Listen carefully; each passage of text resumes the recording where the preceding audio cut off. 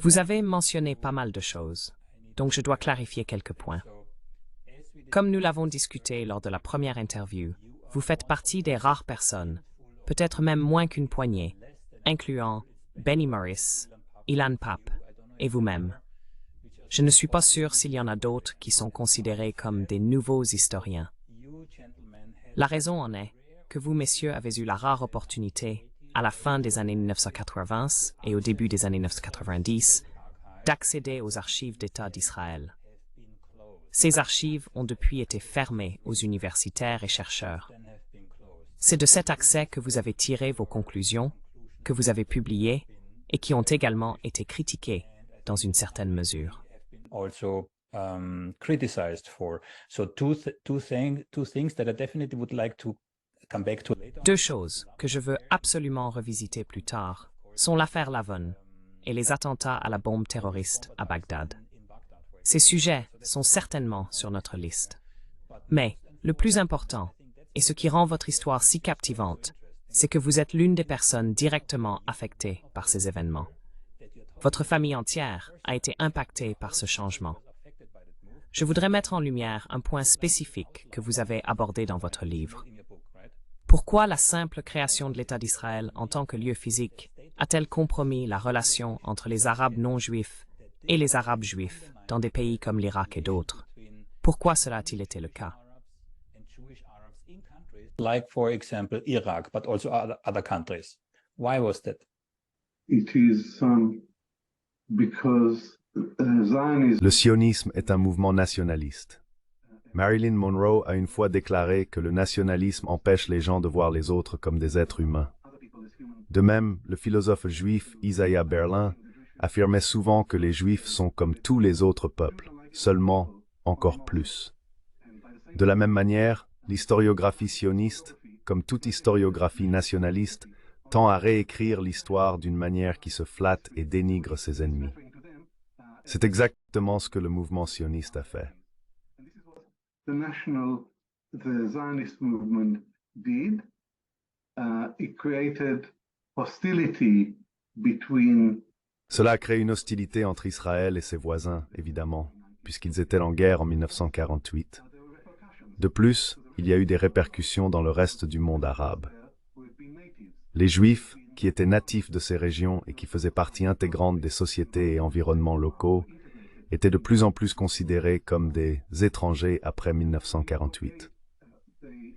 Ils étaient vus comme des alliés, des amis et des frères du mouvement sioniste en Israël. Ce changement a conduit à une augmentation significative de l'hostilité envers les Juifs en Irak et dans d'autres pays arabes. Ainsi, l'établissement de l'État d'Israël n'a pas seulement changé la géopolitique de la région, c'était un tournant majeur dans l'histoire de la région et a eu des conséquences profondes pour les minorités juives dans les pays arabes et islamiques.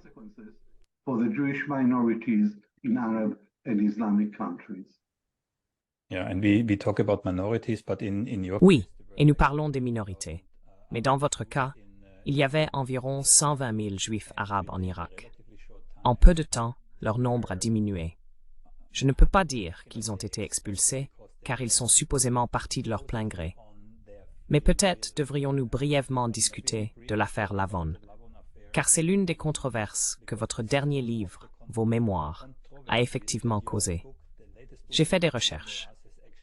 Vous avez été assez critiqué et attaqué pour les faits que vous avez mentionnés dans le livre concernant certains attentats terroristes à Bagdad, qui peuvent être comparés à l'affaire Lavon en Égypte.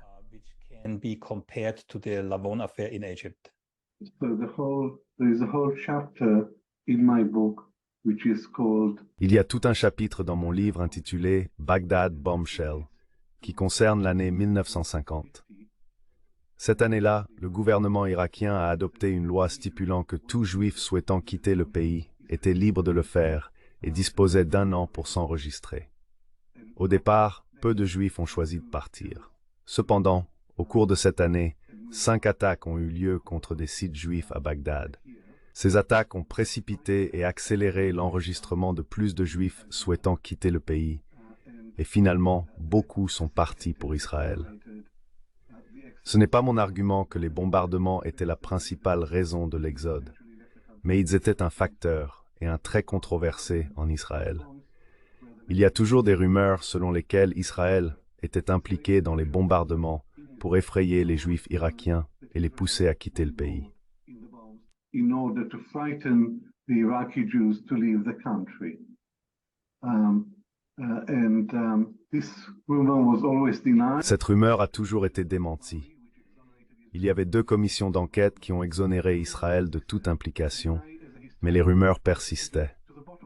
En tant qu'historien, je voulais découvrir la vérité sur cette histoire, et finalement, je l'ai fait. Il y a quelques années, j'ai interviewé un juif irakien âgé, un ami de ma mère nommé Yaakov Karkoukli, qui faisait partie du mouvement souterrain sioniste. Il a partagé des détails sur leurs activités, telles que la falsification de documents, de passeports et de visas, et le paiement de pots de vin aux fonctionnaires pour aider les Juifs à quitter le pays pour Israël. Plus important encore, il a révélé que l'un de ses collègues, Yosef Basri, était responsable de 3 des 5 attentats. Pas tous, mais 3 sur 5. Not all of them, 3 out of the 5. And he also told me that his controller was Il m'a également dit que son contrôleur était un officier du renseignement israélien nommé Max Binet, qui était basé à Téhéran. C'était à l'époque du Shah, lorsque l'Iran du Shah et l'État nouvellement établi d'Israël coopéraient secrètement. Par conséquent, l'officier du renseignement pouvait opérer depuis Téhéran, et il était le contrôleur de Yosef Basri. Yosef Basri a été capturé avec son assistant, Shalom Saleh Shalom. Ils ont été torturés, ils ont avoué, et ils ont été jugés et condamnés à mort par pendaison. Israël a continué à nier toute implication. Ils ont affirmé que les aveux avaient été obtenus sous la torture. Bien qu'il soit vrai qu'ils aient été torturés, cela ne signifie pas nécessairement qu'ils étaient innocents.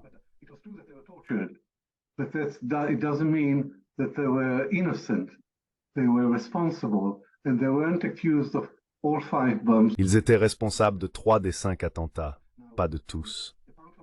Outre les témoignages oraux de Karkoukli, il m'a également fourni un rapport de police de Bagdad. Ce rapport est une seule page détaillant l'interrogatoire de Basri et Shalom. Il sert de preuve irréfutable, contenant des détails que seul un initié pourrait connaître. Personne d'autre n'aurait pu savoir ce qui a été dit pendant l'interrogatoire. J'ai poussé l'enquête plus loin en contactant un journaliste irakien à Bagdad, Shamil Abdelkader, qui avait précédemment écrit un livre intitulé « Le mouvement sioniste en arabe ». His book in Arabic was called The Zionist Movement and the Migration of the Jews from... La migration des Juifs d'Irak a eu lieu entre 1950 et 1951. Je lui ai envoyé le rapport d'une page que j'ai, qui manque de date, d'en-tête ou de sujet et qui est juste une feuille de papier ordinaire. Je lui ai demandé si c'était authentique et il a confirmé que oui. Il a expliqué que cela provient d'un rapport de police détaillé sur l'interrogatoire, qui fait 258 pages. Cette page n'est pas juste un extrait aléatoire. Elle contient des informations tirées de diverses parties du rapport et est totalement authentique.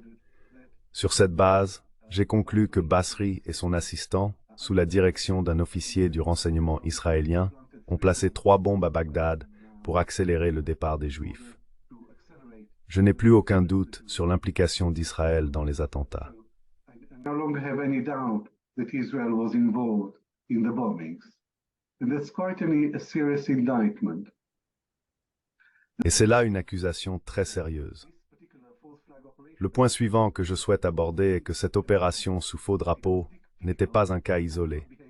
Elle était typique du comportement habituel du mouvement sioniste. Le mouvement sioniste était très déterminé et impitoyable, se concentrant uniquement sur la création d'un État juif en Palestine, sans se soucier du sort des Juifs ailleurs. Cela nous amène à l'affaire Lavon. L'affaire Lavon porte le nom de Pinchas Lavon, qui était le ministre israélien de la Défense en 1954. Un officier du renseignement israélien a recruté un groupe de Juifs égyptiens qui ont agi comme espions et saboteurs pour Israël sous sa direction. For Israel, operating under his direction. And they planted bombs in public places. Ils ont placé des bombes dans des lieux publics dans le but de tendre les relations entre le régime de Nasser et l'Occident. Cela s'est produit 2 ans après la Révolution, lorsque les officiers libres sont arrivés au pouvoir. À cette époque, la Grande-Bretagne avait encore des bases dans le canal de Suez et avait conclu un accord avec le régime de Nasser pour se retirer. Cependant, les Israéliens voulaient que les Britanniques restent en contrôle, frustrant ainsi le désir arabo-égyptien de libération et de liberté de l'influence occidentale. Israël visait à créer une méfiance entre l'Occident et le régime de Nasser. Malheureusement, l'opération ne s'est pas déroulée comme prévu et s'est mal terminée. The operation went bad. It went badly. One bomb exploded or smoke. Une bombe a explosé ou de la fumée a commencé à sortir dans un cinéma, ce qui a conduit à l'arrestation, au procès et à l'emprisonnement de tout le groupe, y compris le responsable de cette opération. Son nom était Max Bennett. Il était également responsable d'une autre opération sous faux drapeau. Max Bennett s'est suicidé en prison. Personne ne nie que cette opération était dirigée par Israël. Mais il nie toujours l'implication d'Israël dans les bombardements à Bagdad. Par conséquent, je conclus que ce n'était pas juste une opération sous faux drapeau isolée, mais cela est typique du comportement décrit par une personne comme étant le sionisme cruel. Ce n'est pas mon terme, mais je ne trouve pas de meilleure manière de décrire ces actions.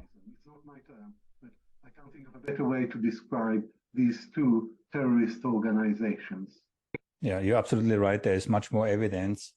Oui, vous avez tout à fait raison. Il y a beaucoup plus de preuves, y compris de la part de vos collègues et des nouveaux historiens, montrant que ces attaques terroristes n'étaient pas limitées aux pays arabes ou à Israël sous le mandat. Comme je l'ai mentionné dans une autre interview, même l'hôtel Sacha à Vienne a été bombardé. Le mouvement sioniste a même tenté d'assassiner Winston Churchill. Donc, il est clair que ces événements n'étaient pas localisés.